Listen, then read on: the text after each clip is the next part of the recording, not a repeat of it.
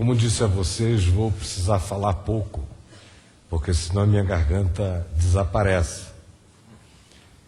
E pensando em falar pouco, eu queria ler um texto aqui no Evangelho de João, no capítulo 6, do verso 16 ao verso 21.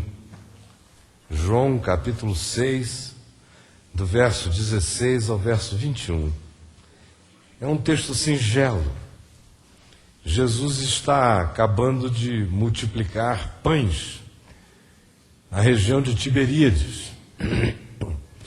E ele, quando acaba de fazê-lo, estimula os seus discípulos. O texto de Mateus 14 diz que ele os concita a passarem para o outro lado do lago de Genezaré, enquanto ele ficava e despedia as multidões. O que não era uma coisa tão comum, porque em geral eles ficavam com Jesus para despedirem as multidões e, despedidas as multidões, eles seguiam juntos.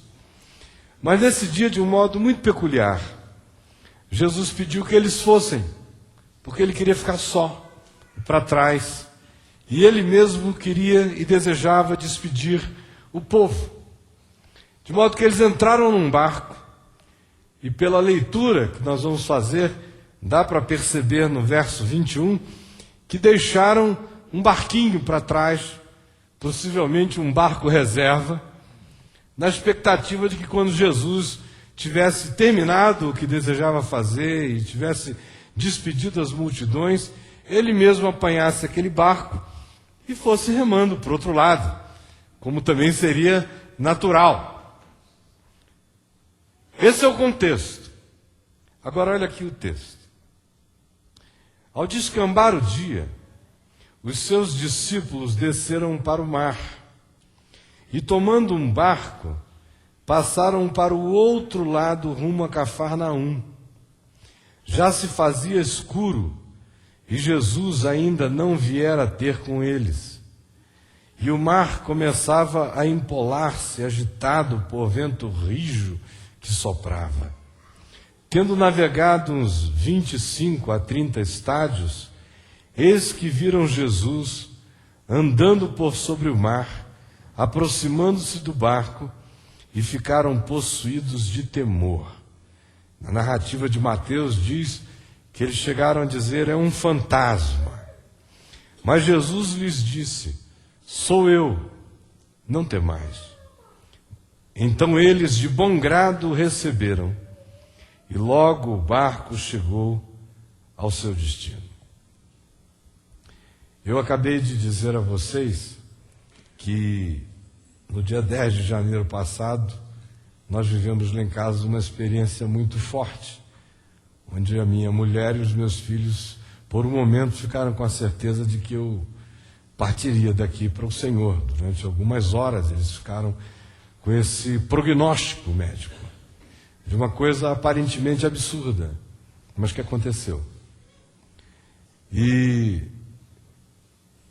quando eu vim daquela situação, o texto que me vinha forte à mente era aquele lá de João, no capítulo 11, quando da ressurreição de Lázaro, e Jesus é informado de que Lázaro está doente.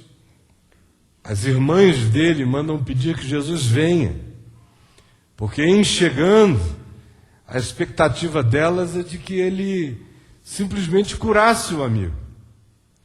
Mas Jesus não atendeu ao pedido. Ao contrário, o texto mostra uma determinação de Jesus quanto a não sair do lugar. Ouviu a história, acolheu-a, refletiu sobre ela, mas não saiu do lugar. E a notícia vinha carregada de emoção. Lázaro, a quem amas, está enfermo. O teu amigo está doente. Mas Jesus não saiu do lugar. Esperou alguns dias passarem-se, esperou Lázaro morrer, ficou com certeza de que Lázaro tinha morrido. E aí então diz aos seus discípulos: Levantemo-nos e vamos para a Judéia.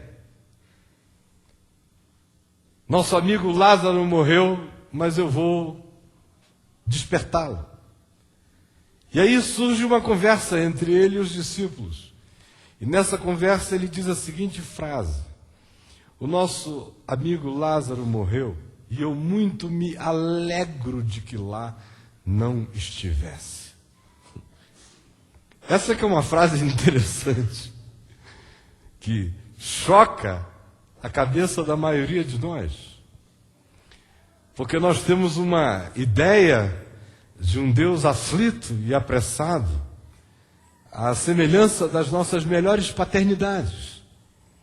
Quando a gente vive uma experiência paterna ou materna responsável, carinhosa, solidária, amiga, comprometida, visceralmente vinculada com os filhos, ao primeiro grito, ao primeiro clamor, ao primeiro ai, ao primeiro suspiro, ao primeiro desespero, à primeira insegurança manifesta da parte deles, se a gente tiver meios, a gente pula, a gente salta, a gente se joga aos jacarés, a gente pula para enfrentar os leões.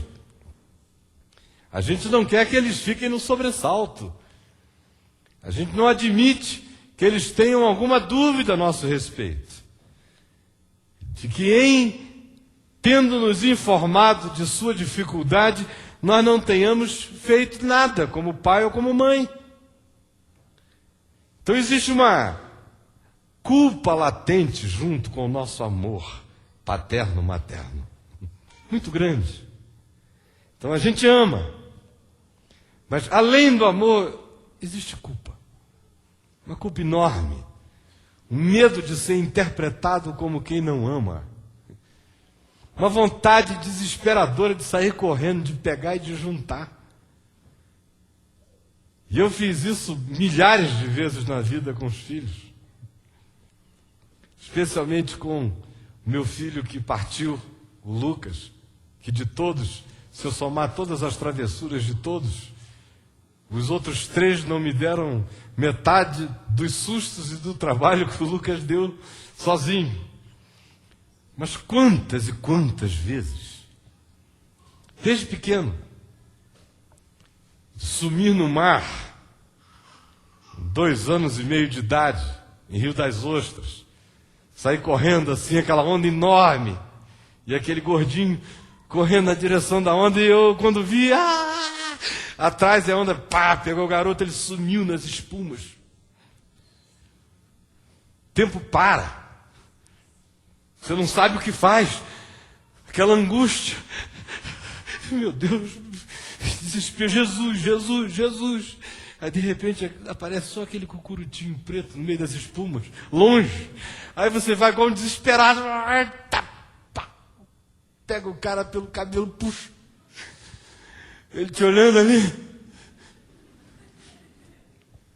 Com 4 anos de idade, na limpeza de uma fossa, na nossa casa, morávamos numa casa fora da cidade, onde não havia o esgoto normal, então eram fossas e sumidouros, para uns outros escoamentos secundários e terciários. E estava na época de fazer aquelas limpezas. Ele devia estar com uns 4 anos de idade. E se vestiu para a escola, tá com mochilinha. E naquele dia eu não tinha saído para trabalhar cedo. Resolvi deixá-los na aula e só depois ir para o escritório.